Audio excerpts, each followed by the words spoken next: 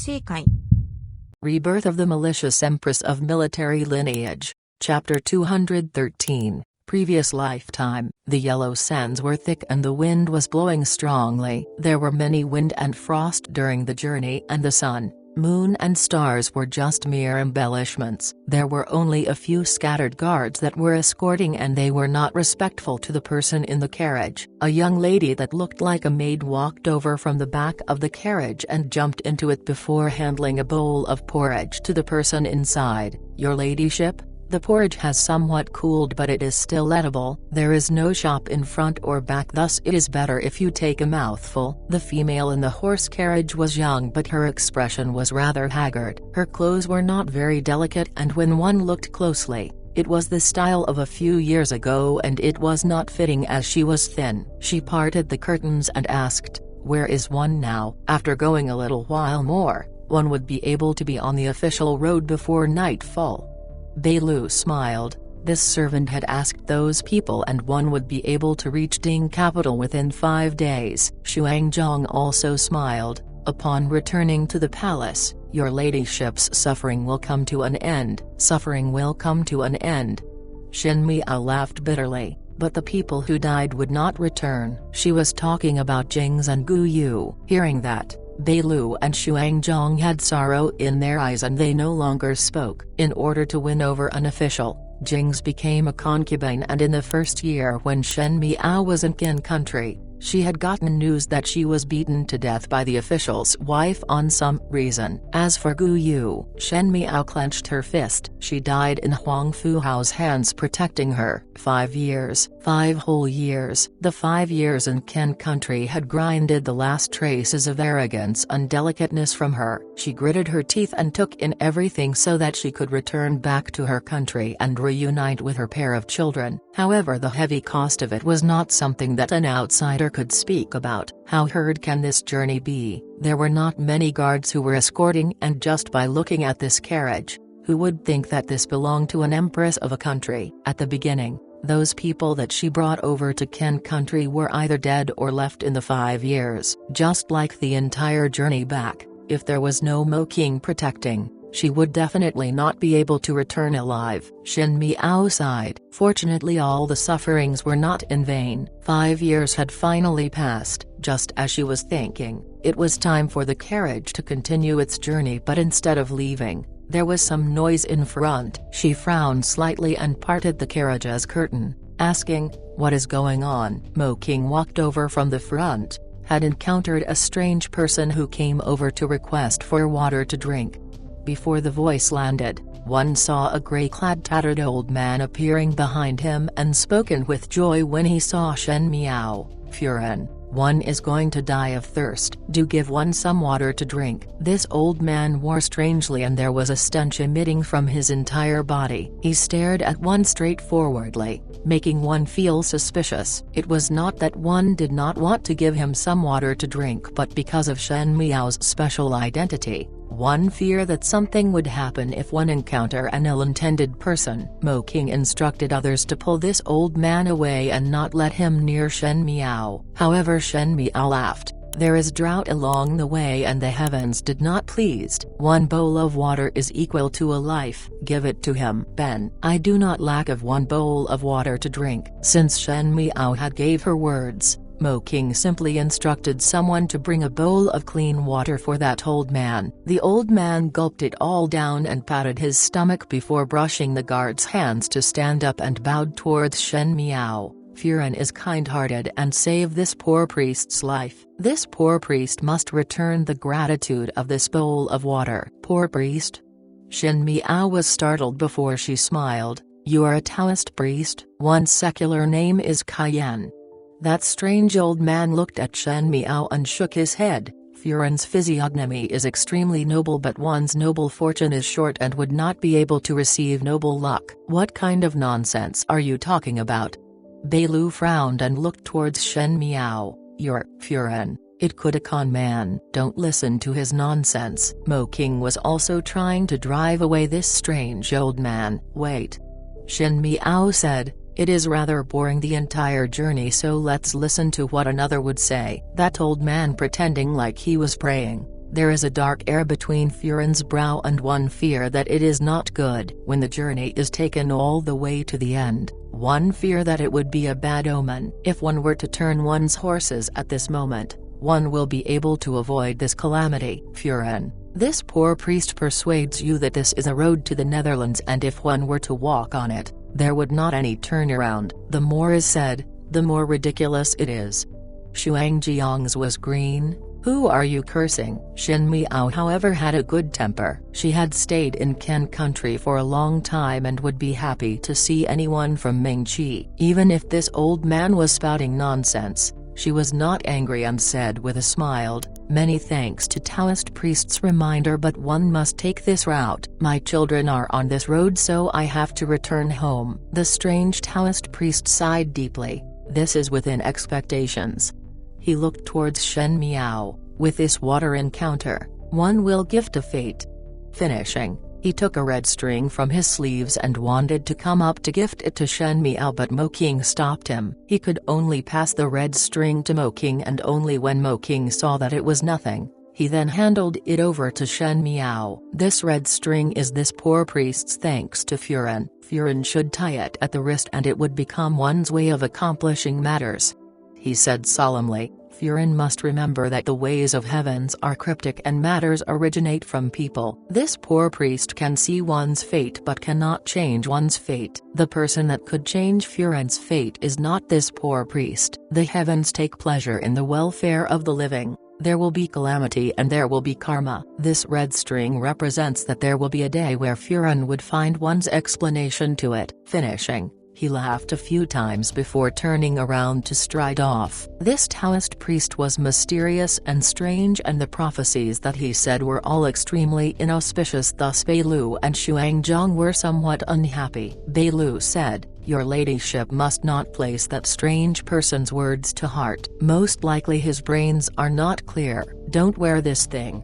Xuangjiang also said, "It is unlucky." However, Shen Miao looked at it and felt that the red string was very adorable, and she inexplicably liked it so much that she tied it onto her wrist with a smile. Since it is a way of accomplishing matters and strangers coming together by chance is also a fate, so one will wear it. If it is false, it is alright. If it is real and effective, won't it be good? Since she had said as such, Beilu and Xuangjiang could not say anything more. Mo King headed to the front of the entourage and started onward again. The faraway sand and wind had almost covered up their shadows, but on the road ahead, there was no sight of the strange old man. Upon returning to Mingqi, it was not like the suffering will come to an end that Xuangjiang said. The world changes all the time. The situation would change and people's heart would also change. As an empress, other than the position, it was not any different. Sometimes when she thought about it, she felt that there was not any better than the days she was humiliated in Qian country. In the Qian country, those injuries were placed on the surface, but in Mingqi, it was all in the dark. It was like when one suffered hidden loss, one could not speak of it and had to laugh with others. Shin Miao sat in Kunning Palace and looked at the withered Hong Xiu cow, and her expression was wan. Hong Xiu cow was sent in by Mo King, saying that it was a rare herb. It looked very pretty, like a female's sleeve that was swaying in the wind, thus it was named as Hong Xiu, aka Red Sleeve. One did not know why was it withering, and Shen Miao had no mind to manage it. One had returned to Mingqi for many years and her life in the past years had not been good. There was an additional Mai Furin in the inner palace, and Mai Furin was charming, intelligent and gentle. Just like a mystery that made others gaze land at her and not leave after a long time. In the beginning, it was not that there was no heartache.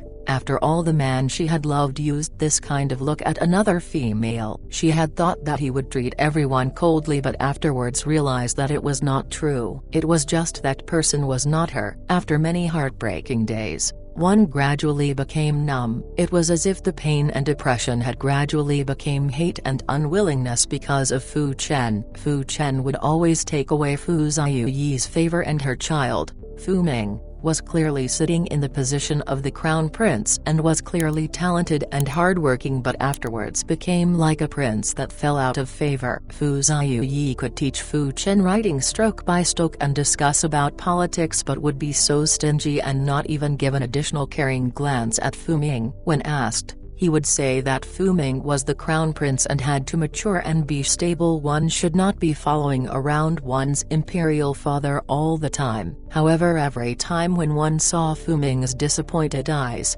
Shen Miao's heart was pierced by knives. The Shen family was not good too. Lu Zuyan's illness became worse and Ging Chuchu unclear relations with Shen Kaiyu. Under such a situation in the Shen family, Shen Xin became much older. Fu Ziyu seemed to be suppressing the Shen family and Shen Miao barely noticed it. But how would the inner palace be clearly aware of matters of court? The only person that she would know from was Pei Lang, but he was loyal to Fu Ziyu. Even though she had good relations with Pei Lang, but his loyalty would be with Fu Ziyu. Shen Miao liked Fu Ziyu wholeheartedly, but her heart had turned into eyes when she watched him and Mai Furen interacting. However, be it in politics or position, she had to sit on this empress position and had to seek opportunities for Fu Ming and Wan Yu. Recently the Zhongnu side and passed on news and Mai Furen seemed to be urging Fu Ziyu to send Wan Yu over for a marriage alliance. This was the most unbearable thing for Shen Miao. Mai Furen's means and methods became more sophisticated and Fu Ziyu's favor for Fu Chen was seen by everyone. Since the Shen family was not as strong as before,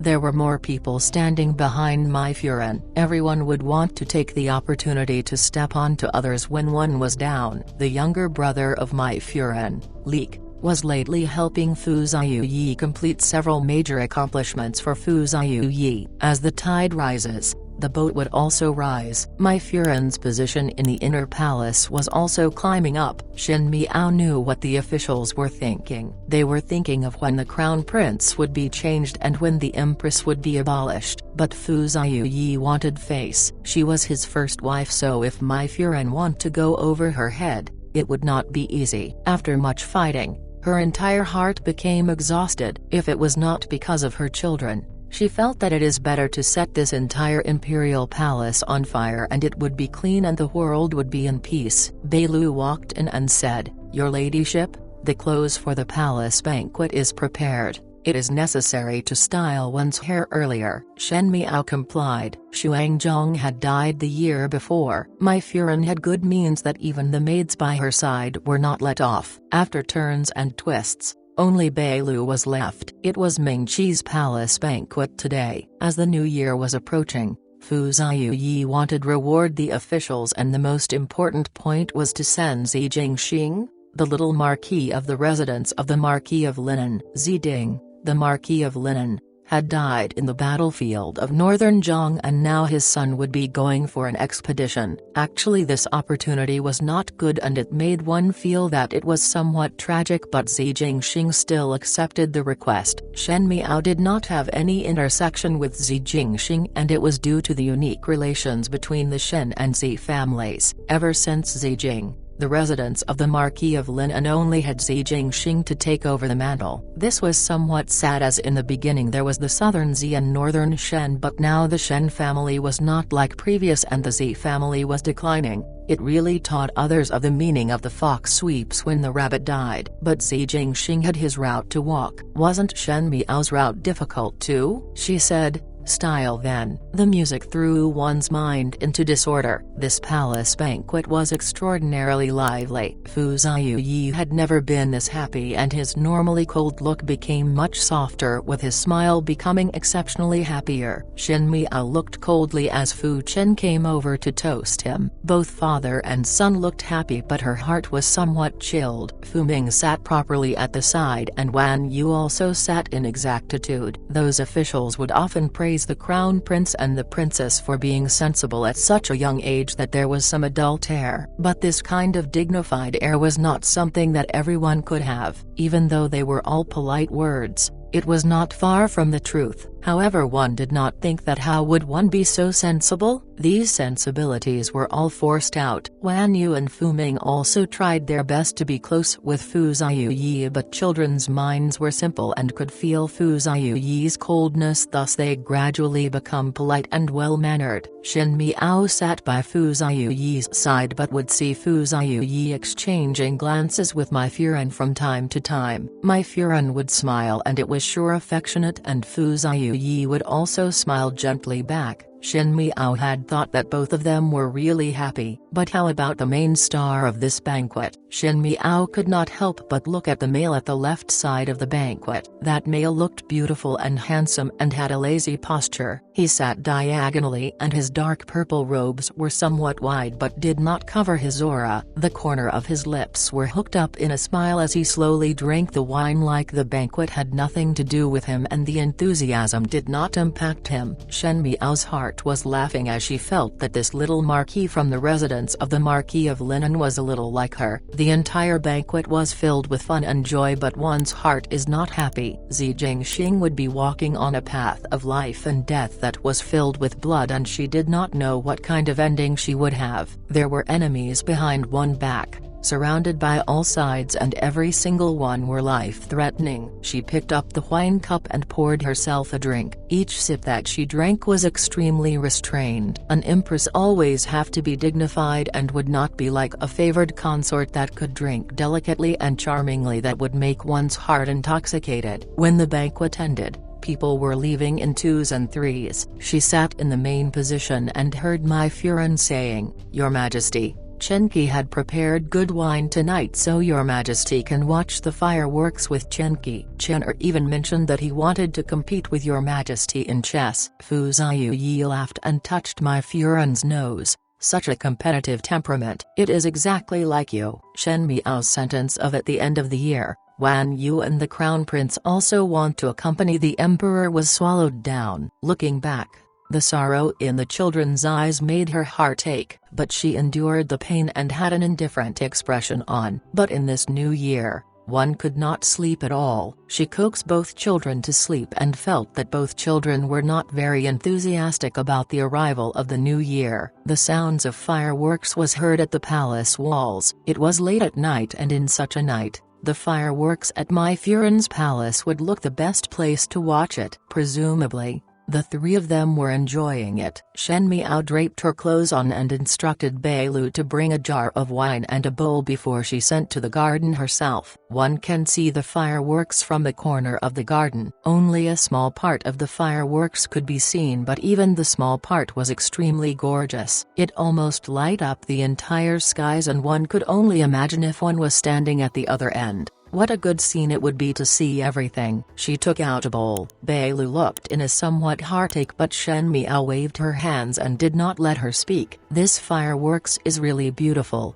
Shen Miao's voice was low and was somewhat intoxicated. "When can one see the complete scene of it?" She suddenly laughed. "Most likely not possible." Just as she was speaking, one heard footsteps coming from behind. As the boots stepped on the snow, there would be squeaky sounds. Beilu jumped in shock. "You all!" Shen Miao turned around and saw someone walking out from the thick tree shadows. A person clad in a guard attire was at the back, and the person standing had a tall stature, wearing a purple robes, and the pair of peach blossoms eyes reflected the fireworks at night, making one exceptionally moving and beautiful. The residence of the Marquis of Linens. "Marquis Z?"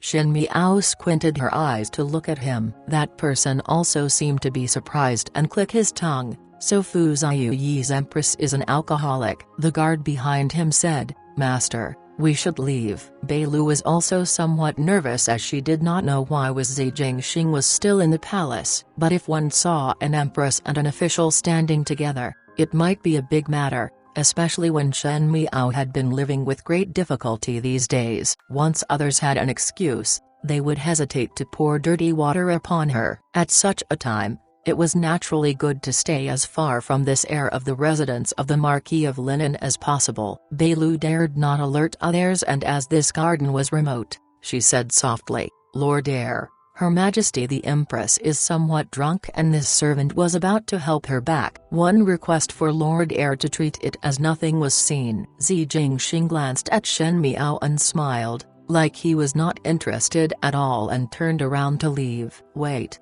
Shen Miao however called him. Bei Lu was stunned and hated that she could not cover Shen Miao's mouth. Shen Miao stared at Zi Jingxing. She was somewhat drunk this time. Ever since she headed to Qian country till now, she had never drank unbridledly, and the saying of alcohol dissipate worries of 1,000 autumns was not false. When one was drunk, they will feel relaxed and would do many things that they would not have done normally. She said, Ben Gong heard that you are going to Northern Zhang. Zi Jingxing folded his arms in front of him and said in a smile but not a smiled, does your ladyship the Empress have anything to instruct? Tai Yi and Bei Lu stared at Shen Miao. Shen Miao smiled and picked up the bowl that she just drank from the table and poured an entire bowl of wine from the wine jar and gestured to Zi Jingxing, a highly talented youth, a character through the ages. Unparalleled talent, peerless in the world. Zi Jingxing's eyebrows raised and Bei Lu was so embarrassed that she hated that she could not drag Shen Miao away. There wasn't anyone would praise them like that. Northern Zhang is a very bad place. Shen Miao patted his shoulders. She was petite and when she patted another's should, she had to tiptoe to do it. She then looked at Zi Jing and said half serious half intoxicated. One heard father speaking that grass do not grow there, the terrain is treacherous and there are many poisonous snakes, bugs and ants. It is easy to fall into traps. It is dangerous for you to go there. This official thank your ladyship for being troubled. Zi Jingxing casually said, there would not be any name written in the annals when one's heart is reported to the Heavenly One. Her mouth spoke without thinking as she waved the bowl of wine at Zi Jingxing and drank all of it in a breath. Bei Lu and Tai Yi jumped in shock. The former did not expect that Shen Miao would drink like she had said, and the latter was astonished that the Empress was so bold and uninhibited. Shen Miao wiped her mouth and hiccuped. This is the bowl of wine that Ben Gong toast to you. Must return in triumphant. Zi Jingxing stared at her. There was still smile wine by her lips that were not wiped away. It was sparkling like crystals hanging on her lips and it looked very good. Under the moonlight, her features displayed a delicateness that could not be seen during the day. Without the shackles of an empress, she was actually a very beautiful and delicate female. His lips hooked up and his smile was a little evil as he said slowly, it seemed that the emperor is treating the empress coldly. Bei Lu's eyes widened. Zi Jingxing's words were just too impudent, but she dared not drag Shen Miao away directly, lest Shen Miao made some noise which would alert another and one would not be able to speak about it clearly. After Shen Miao finished drinking, she swayed as she picked up the jar and poured a large bowl before handing it over to Zi Jingxing. You also drink. Why should I drink? Zi Jingxing was unable to make heads or tails of it. You and Ben Gong are fellow sufferers that empathize with each other. Shen Miao said. Who are fellow sufferers? Zi Jingxing felt that it was laughable, but Shen Miao lifted the bowl of wine to his lips. Bei Lu was so shocked that her face became pale as this was too shady already. Tai Yi was also extremely shocked, but Zi Jingxing did not speak. Zi Jingxing was caught unaware by the bowl of wine, and when he pushed Shen Miao away, a lot of wine were spilt onto his clothes, but upon looking at Shen Miao, she smiled in satisfaction. She said, we have a bowl of wine relation, and when you return in triumphant, then come and watch the fireworks with Ben Gong. Zi Jingxing felt unfathomable today. So when females were drunk, they would be irrational, and even the dignified empress was really another person. It is better for your ladyship the empress to watch with the emperor. He tidied his clothes. Shen Miao said dimly. Ben Gong had never watched the fireworks with him. Zi Jingxing stared at the female opposite him. Her head was slightly tilted, her lips were raised, but there were some bitterness in her gaze, and his heart inexplicably softened. All right, this official promise you. Shen Miao's eyes brightened and she looked at him. Then it is promised. Zi Jingxing nodded his head. Shen Miao thought about tea and shook her head. An oral agreement is not binding. There must be a token. She then started to touch her hair for her accessories. Beilu was startled and did not feel good in her heart. If the Empress's things was found on Zi Jingxing, then it would be a crime of adultery. Hearing that Shen Miao would give a handkerchief or hairpin to the other, she suddenly saw the red string at Shen Miao's wrist and smartened. "Your ladyship, that red string of yours is good." Shen Miao's gaze fell onto the red robe and her heart moved as she quickly untied it and took Zi Jingxing's hand over and tied it up with all seriousness. When Zi Jingxing's gaze landed on her slightly curled eyelashes, it was dewy, like it was mingled in the cold winter, making one's heart feel inexplicably itchy. After Shen Miao finished tying, she smiled at him. "This is the token Ben Gong give to you. This would be the promise as one wait for you to return in triumph. Many thanks to your ladyship's bestowment." Zi Jingxing smiled carelessly. "But this official do not have any object to give to your ladyship. Why not one give your ladyship a wish instead?" "Wish?" Shen Miao looked at him. "Upon one's triumphant return, this official can give your ladyship a wish. As long as this official can do, one would do one's best to fulfill your ladyship's wish." Shen Miao said, "It is a deal. It is a deal." A boom was heard and the corner of the skies was once again illuminated by the smoldering fireworks. Both of them looked over in silence, but there seemed to be a tacit understanding between them. Beilu was also stunned. The fireworks were fleeting, but there were some things that would not disappear, just like this night. When Shen Miao woke up, she only felt a splitting headache, and as she held her forehead, she stood up and headed towards the table. One actually slept for such a long time. Beilu brought a bowl of hot soup over. "Your ladyship had drank too much yesterday. It is better to drink this to sober up." "Drink too much?" Shen Miao's action paused, but one did not drink that much at the banquet. Beilu had a guilty conscience as she said, "Most likely the wine in the banquet has high alcohol content." Shen Miao nodded her head and sighed. Ben Gong's habit of not remembering anything when one is drunk has not changed for so many years. But one had not been drunk for a long time. Beilu nodded her head and heard Shen Miao saying as she looked at her empty wrist, "How did the red string disappear?" Beilu said softly, "It is most likely lost." Shen Miao sighed. "It indeed is not long-lasting." The sun was shining as the procession of troops that was about to set off was at the city gates. It was headed by a young male with an arrogant horse. It was clearly a lazy smile, but one's gaze was so cold that one did not dare to look up. "Master, everything is prepared," Tai Yi said. Zi Jingxing took a glance back. After exiting the city gates, the future in northern Zhang would be a clean break from the past. There would not be any more implication. One after all had to leave. There is nothing worthy of nostalgia here. The white-clad male shook his fan and said, "And nothing is related to you." Maybe one hoped that third older brother would not be able to return. The gentleman clad in pine green robes smiled as he looked ahead. "No matter what, one have to return home." "Not necessarily." Both of them looked at that purple-clad male together. Zi Jingxing's head was bowed and his gaze landed on his wrist. There was a red string and its ends were carefully and tidily knotted. Seemingly one would not be able to loosen it at all. "Isn't that what a female wears?" Ji Yushu asked. "Why are you wearing that?" "Drank someone's farewell drink and owed a wish to someone," Zi Jingxing said. "Will return upon one's return." His withdraw his gaze and raised his whip, set off.